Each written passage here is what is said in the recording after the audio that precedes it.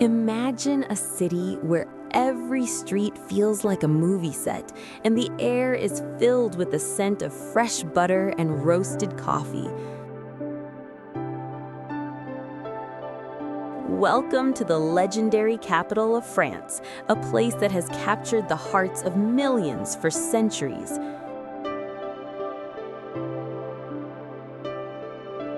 We are talking about the one and only Paris, often called the City of Light and the City of Love. In this video, we are diving deep into the magic of the 2026 Parisian experience. Whether you are a first-time visitor or a returning traveler, Paris always has something new to whisper in your ear. From its grand boulevards to the hidden cobblestone alleys, this city is a living museum of art, history, and style. The year 2026 is a special time to visit. The city has undergone incredible transformations, making it more pedestrian-friendly and greener than ever before. You can feel a fresh energy in the air as the historic landmarks stand tall against a modern, vibrant backdrop. Paris is not just about checking items off a bucket list. It is about the feeling of sitting at a sidewalk cafe for 2 hours with a single espresso. Standing as the ultimate symbol of the French capital, this iron masterpiece is usually the first stop for every traveler. Known locally as the Iron Lady, it was originally built for the 1889 World Fair to celebrate the 100th anniversary of the French Revolution. Interestingly, it was only meant to stay up for 20 years, but it was saved because it proved to be a perfect location for radio antennas. Today, it stands at 330 meters tall. If you are feeling energetic, you can climb the stairs to the second floor, which is about 700 steps up. From there, you can see the entire city stretching out in every direction. For the most dramatic view, you can take the glass elevator all the way to the summit at 276 meters. Up there, you can even peek into the private office once used by Gustave Eiffel himself. If you want to experience the true magic of the tower, make sure to stay until the sun goes down. Every hour on the hour, 20,000 light bulbs create a spectacular sparkling show that lasts for 5 minutes. It is a sight that never gets old, no matter how many times you see it. This iconic landmark is the largest art museum on the planet and a true masterpiece of architecture. What started as a dark medieval fortress in the late 12th century was slowly transformed over hundreds of years into a grand royal palace for the kings of France. It was not until 1793, during the French Revolution, that it finally opened its doors to the public as a museum. As you walk into the main courtyard, you are met by the famous glass pyramid, which was added in 1989. It creates a stunning contrast between the historic stone walls and modern design. Inside, the museum is so vast that it would take you several months to see every single piece of art for just 30 seconds. There are over 35,000 objects on display, spread across 8 different departments. While everyone knows the mysterious smile of the Mona Lisa, there is so much more to discover within these halls.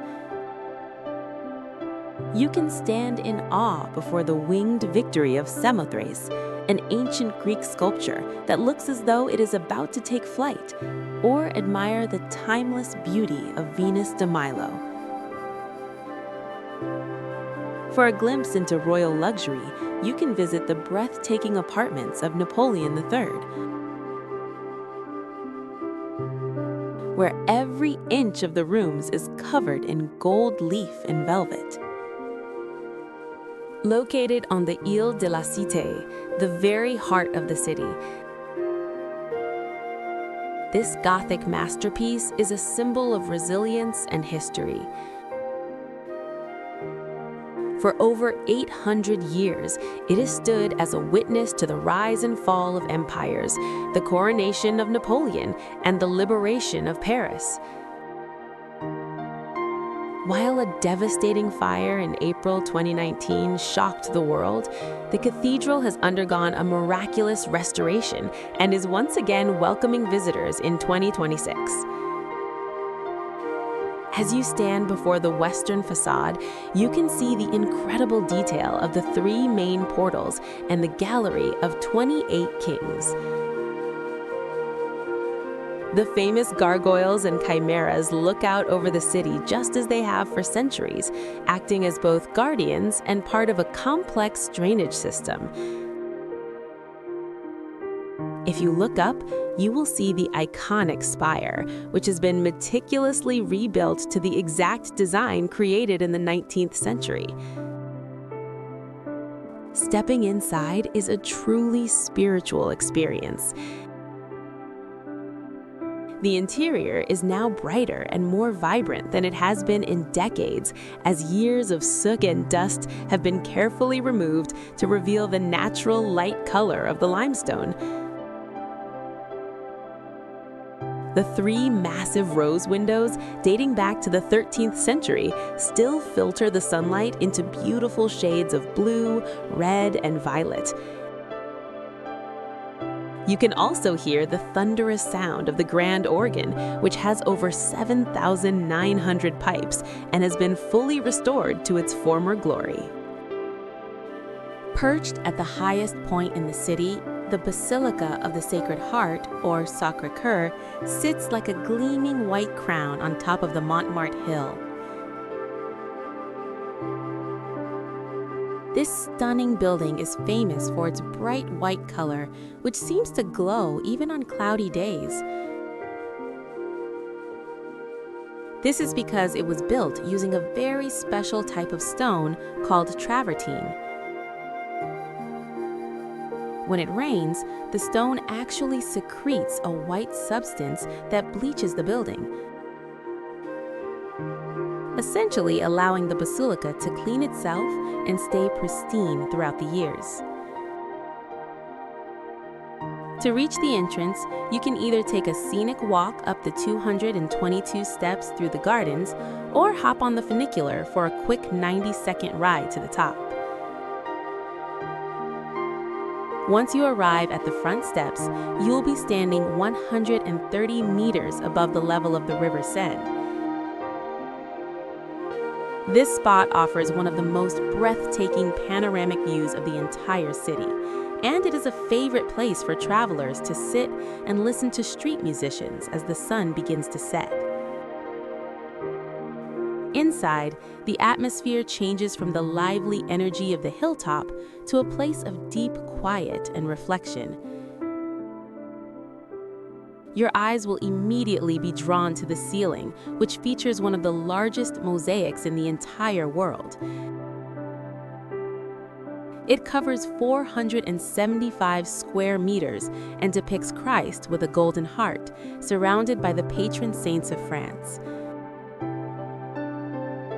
The interior is also home to the Savoyard, one of the heaviest bells ever cast, weighing nearly 19 tons. Standing at the western end of the famous Champs-Élysées, this massive monument is a powerful tribute to those who fought and died for France. It was commissioned by Napoleon in 1806, after his great victory at the Battle of Austerlitz. He told his soldiers they would return home under arches of triumph, and although it took 30 years to complete, it remains one of the most recognizable landmarks in the world.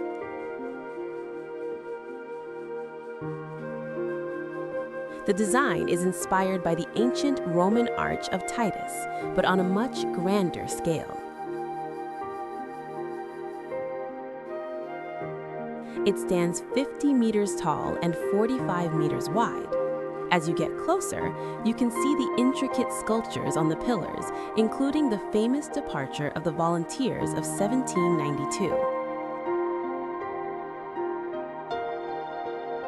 Engraved on the inside walls are the names of 660 generals and the names of great French victories from the Revolutionary and Napoleonic Wars.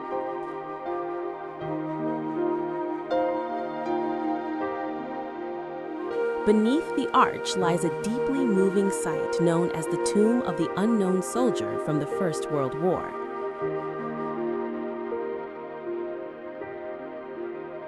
An eternal flame has been burning there since 1923, and it is rekindled every single evening at 6:30.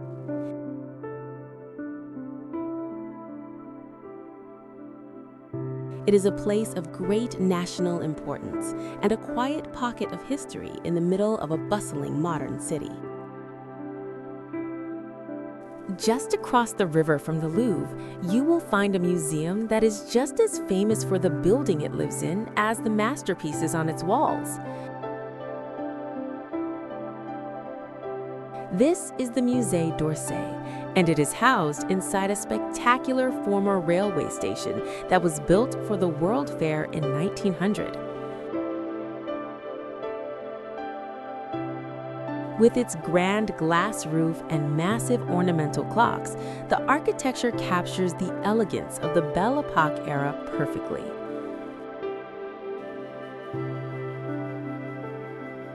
While the Louvre focuses on ancient history, the Musée d'Orsay is the world's leading home for Impressionist and Post-Impressionist art. This covers the incredibly creative period between 1848 and 1914.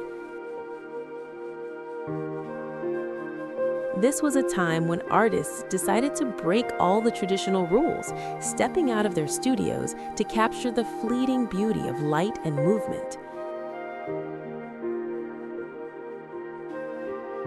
As you wander through the central hall, which used to be the train platforms, you can find legendary works by masters like Claude Monet, Pierre-Auguste Renoir, and Edgar Degas.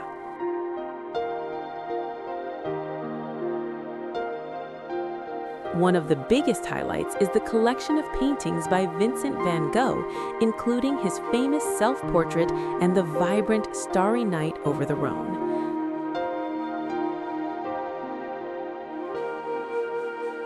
You can also see the delicate bronze ballerinas sculpted by Degas and the powerful emotional works of Paul Cézanne. Located in the heart of the 6th arrondissement, this is widely considered to be the most beautiful and beloved park in the city.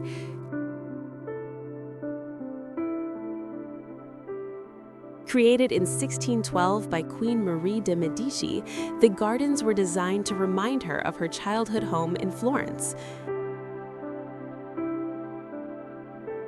Today, it serves as the backyard for the French Senate, which meets inside the stunning Luxembourg Palace at the edge of the grounds. The gardens are spread across 25 hectares and are divided into 2 distinct styles. One side features perfectly manicured French gardens with symmetrical flower beds and statues, while the other side offers more rugged, winding paths in the English style. Between them lies a large octagonal pond where children have been sailing wooden toy boats for over 100 years. It is a classic Parisian sight to see the colorful sails drifting across the water while people relax in the iconic green metal chairs that are scattered throughout the park. Hidden away under the shade of the trees is the Medici Fountain, one of the most romantic spots in all of Paris. Built in the 17th century, this long stone basin is draped in ivy and surrounded by quiet benches, making it the perfect place to escape the city noise. As you walk through the grounds, you will also encounter over 100 statues, including the first model of the Statue of Liberty by the sculptor Bartholdi. Tucked away within the walls of the former royal palace on the Île de la Cité, this chapel is often described as a jewelry box made of glass. It was built in the middle of the 13th century by King Louis IX to house his most precious treasures, including the crown of thorns. While it may look modest from the outside, stepping into the upper chapel is an experience that leaves most people completely speechless. The walls here seem to disappear, replaced almost entirely by 15 massive stained glass windows that reach 15 meters toward the ceiling. These windows contain 1,113 individual scenes that tell the story of the world according to the Bible. 2/3 of the glass you see today is original, dating back over 750 years, making it one of the most significant collections of medieval glass on the planet. As the sun moves across the sky, the colors inside the chapel shift from deep blues and emerald greens to fiery reds and warm violets. The effect is so powerful that it feels more like being inside a giant kaleidoscope than a stone building. In the 15th century, a magnificent rose window was added to the western wall, featuring complex designs that represent the final chapters of the biblical story. Often called the most beautiful building in Paris, the Palais Garnier is an architectural symphony of gold, marble, and velvet. This 1979-seat opera house was commissioned by Emperor Napoleon III and designed by a then unknown architect named Charles Garnier.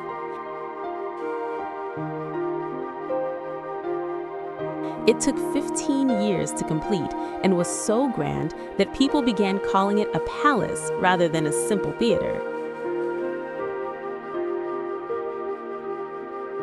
The experience begins before you even step inside. The front of the building is decorated with elaborate sculptures and the busts of legendary composers like Beethoven and Mozart. High on the roof, the golden statues of harmony and poetry glint in the sunlight, while the figure of Apollo holds a lyre toward the sky. Garnier famously refused to plant trees on the avenue leading to the entrance because he wanted nothing to block the view of his masterpiece. Once you enter, you are met by the Grand Escalier, a massive double staircase made of white marble from Italy, green marble from Sweden, and red marble from Spain. In the 19th century, this was the place to see and be seen. as high society members would pose on the steps in their finest clothes before the performance began. Above the staircase, the ceiling rises 30 meters high, decorated with stunning frescoes that make you feel as though you have stepped back into the Belle Epoque. Located at the end of the Champs-Élysées, this is the largest and most significant square in the French capital. It is a place where beauty and history meet in a dramatic way. Originally named after King Louis XV, the square became a central stage for the French Revolution. It was right here that the guillotine was placed, and famous figures like King Louis XVI and Marie Antoinette met their final moments. Today, the atmosphere is much more peaceful, but the grand scale of the square still feels incredibly powerful. At the very center of the square stands its oldest monument, the Luxor obelisk. This massive pillar of pink granite is over 3,300 years old and was a gift from Egypt in the 1830s. It is covered in ancient hieroglyphics celebrating the reign of Ramses II. The golden tip of the obelisk points high into the sky, acting as a giant sundial for the city. Flanking the obelisk are two magnificent fountains, the Fountain of the Seas and the Fountain of the River Commerce. These bronze masterpieces were inspired by the fountains of Rome and feature large figures that represent the spirit of water and navigation. At night, when the water is flowing and the fountains are lit up, the square feels like a scene from a dream. Stretching from the Louvre Museum all the way to the Place de la Concorde, this is the oldest and most celebrated public park in Paris.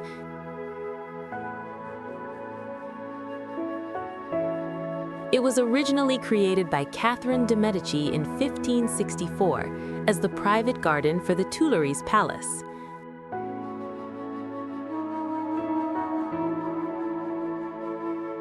While the palace itself was destroyed hundreds of years ago, the gardens remain a masterpiece of French landscape design, thanks to the famous gardener André Lenotre, who also designed the gardens of Versailles. The park is laid out in a perfectly symmetrical style, with wide gravel paths and rows of neatly trimmed trees that draw your eye toward the distant horizon.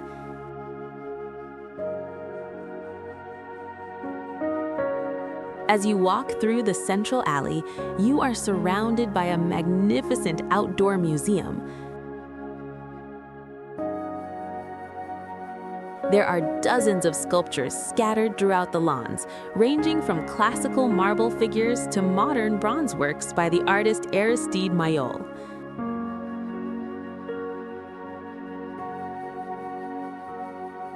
One of the most popular things to do here is to grab one of the famous sage green metal chairs and pull it up to one of the two large ornamental ponds.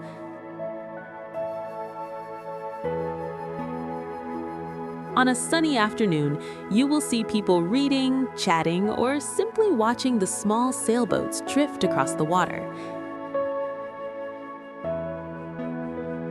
It is a place that invites you to slow down and enjoy the art of doing nothing, which the French call flânerie. Set within a beautiful 18th century mansion and its sprawling gardens, this museum is dedicated to the life and work of Auguste Rodin, the father of modern sculpture. The building itself, known as the Hôtel Baronne, was once Rodin's home and studio, and it remains one of the most peaceful and romantic spots in all of Paris. Rodin actually donated his entire collection to the French state on the condition that they would turn this magnificent house into a museum dedicated to his art. The highlight for many visitors is the sculpture garden, which covers 3 hectares of perfectly manicured lawns, rose bushes, and shaded paths. Here you can find Rodin's most famous masterpieces placed in a natural setting. You can stand before the thinker, deep in contemplation on his stone pedestal, or walk around the dramatic and emotional figures of the burghers of Calais. The famous Gates of Hell, a massive bronze doorway covered in intricate and haunting figures, also stands tall in the garden, showing the incredible detail and energy that Rodin brought to his work.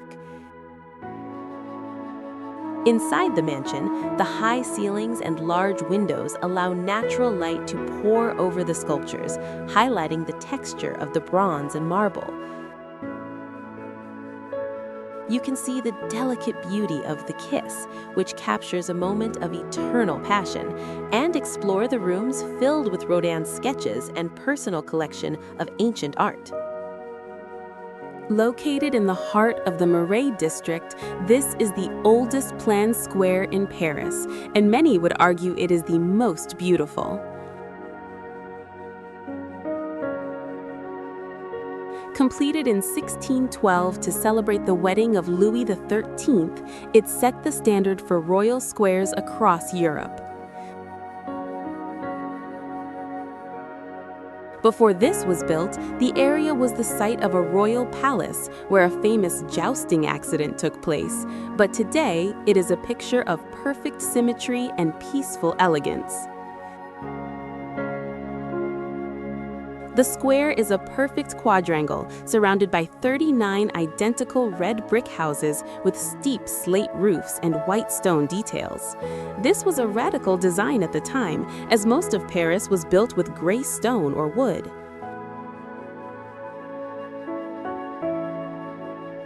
The ground floor of these buildings features a continuous vaulted stone arcade, which today houses art galleries, antique shops, and charming cafes. Walking through these shaded arches feels like stepping back into the 17th century. At the center of the square is a lush park filled with rows of lime trees, 4 identical fountains, and a statue of King Louis XIII on horseback. This is one of the few formal parks in the city where people are actually allowed to sit on the grass, making it a favorite spot for locals to have a picnic or relax on a warm afternoon. The atmosphere is quiet and refined, hidden away from the noise of the surrounding city by the high walls of the surrounding mansions.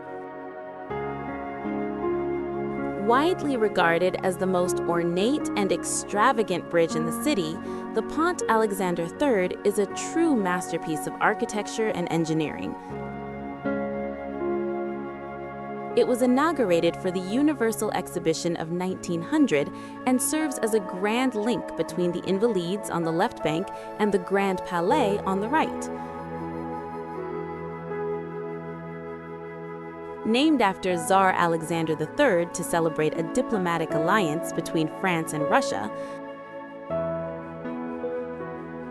the bridge is a stunning example of the elegant style from the turn of the century.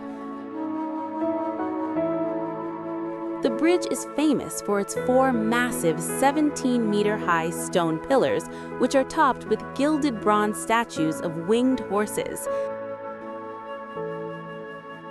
These golden figures represent the arts, the sciences, commerce, and industry, and they catch the sunlight beautifully, making the bridge glow against the skyline.